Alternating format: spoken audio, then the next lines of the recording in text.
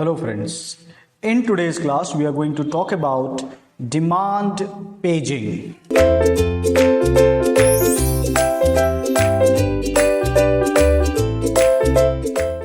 Okay, so now here we are learning how the virtual memory is implemented, and the main term here for virtual memory implementation is the demand paging. Okay, demand paging. So now the demand paging is a concept uh, where we already seen that what exactly is the virtual memory, and it can be bigger than it can be bigger, your program size can be bigger than your actual physical memory, and also user can write bigger program. Okay, and second point is process may not be completely in the memory. Okay, process not required, process may not be completely in memory. Okay, so that is basically your virtual memory. Now, so what is the idea here in this case is in demand paging, that as and when required. Okay, as and when required means as and when there will be demand. Okay, so as and when required,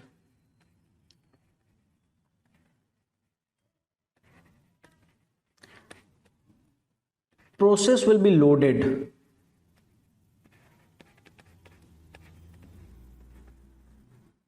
to what? Loaded to disk. Okay, so that is the idea, that as and when required, process will be loaded into the disk. Okay, loaded from the disk, that is the correct term, sorry, loaded from the disk. So based on the demand, okay, based on the demand, page will be loaded.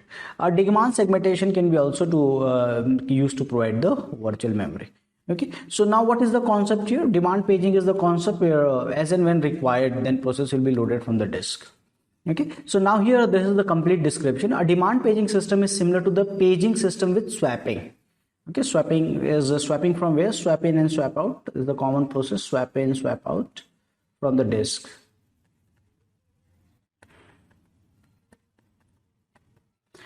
Process resides in the secondary memory. Okay, process will reside in the secondary memory, which is in the disk. When we want to execute the process, we swap it into a memory. Okay, so that is the idea, that is not a new idea. We have already seen this idea before, that as and when required, then we will bring it, rather than bringing the entire process into the memory. Rather than swapping the entire process into the memory, however, we use a lazy swapper. Okay, so now the demand paging comes into the picture, that we will not load the entire process and it's the entire, let's say, code section, data section, we will not going to load here entirely. Rather than we use a lazy swapper.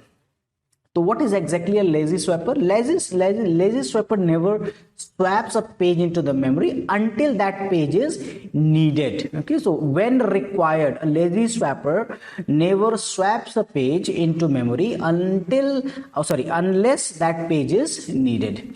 Okay, so unless that page is needed, lazy swapper never swaps the swap it into the memory. Okay, so again the same logic is same, that we have to perform for demand paging as and when required, and that is basically done by using, we can say, as and when required, that is done by using a lazy swapper.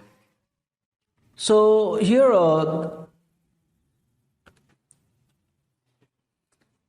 this is the set of virtual memory, and here that is the memory map here in this case, and now this is here in the disk. This is that is larger than the, means we can have this memory larger than the physical memory, and we can have as and when required, we can refer it to these memories. Okay, so that is this diagram doesn't say much about it. So now what is the basic concept here in this case, that how this the question arises, that which page will be referred, and who does that, who decides which page referred, which page will be referred, and who decides it. Okay, the answer for this question is that the process, when the process to be swapped in, the pager guesses which pages will be used before the process is swapped out again. Okay, so the pager guesses which pages will be used before the process swapped out again. Okay, so it guesses that which page will be used. Instead of swapping the whole process, the pager brings only necessary page into the memory. Thus it avoids the reading into the memory. Pages will not be used anyway. Okay, now what will happen because of this, that it is guessing which pages will be used before the process is swapped in again. Okay, before the process is swapped in again, I think that is the correct statement. Instead of swapping the whole process, only those process bring that is necessary. And what will happen if you only bring the necessary page? Okay, if you bring only the necessary pages, then what will happen in this case is your swap time will decrease. Okay, so that is the first point here, that it will decrease the swap time. Also, because you're only bringing only this required pages, less amount of the physical memory needed. So now we have a swapper, and the main term here for the implementation is it guessing. Okay, it guesses that which page will be used before the page will be swapped in. The process is swapped in again. Okay, so now for this entire implementation, we need some hardware support. Okay, so hardware support is required, and hardware in support is what form? So again we are back with the concept of valid that we have already done. Valid and invalid bit. Okay, valid and invalid bit. So this valid and invalid bit support is required. Okay, so with this scheme we need some form of hardware support to distinguish between why we need it. Those pages are in memory and those pages are in disk. So someone must have to tell that okay, these many pages are in memory and these many pages are in disk. Okay, the valid invalid bit scheme described in the previous section can be used for this purpose. This time when the bit is valid, okay, previously what it was, it was valid bit definition was the page is not in logical address, not in logical address space. If the page is not in the logical address space of the process, then it is invalid, otherwise it is valid. This time, however, when this bit is set to valid, the value indicate that associated page is both legal and in the memory. Okay, so when we have this thing now, that time it was legal or not, it is legal in the logical address space or not. This time it indicates whether it is legal, means it is associated with this and in the memory. If the bit is set to invalid, the value indicate the page is not valid. Okay, it is not a valid page. Then either it is not in the address space of the process or valid but currently in the disk. So now we have two definition, you can say. Two different interpretations are possible in this case. The first was the logical, not in logical address space, not in logical address space.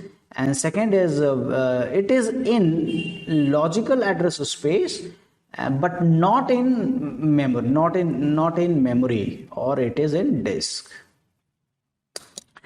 The page table entry for the page that is bought into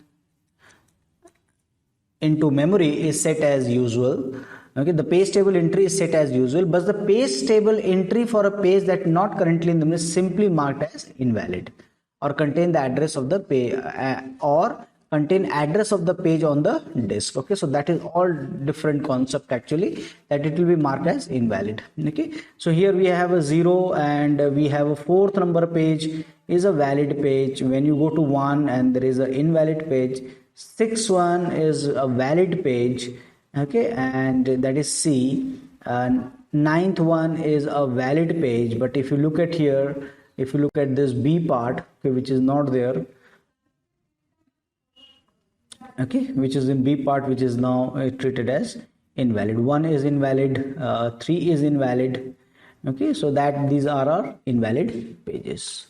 Okay, so that is your demand paging. Okay, so when required, okay, lazy swapper, that is the basic idea that virtual memory is entirely implemented by demand paging, and we have until unless required, we are never going to swap it. Okay, interpretation is this, and few advantages here, and we require the hardware support, and that comes from the previous bit, that was your valid and invalid bit. Okay, so that's all, and the next section we are going to talk about page fault. Okay, so very basic concepts are there, and we are not taking not making anything complex over here. Okay, so that's all for this section. Thank you.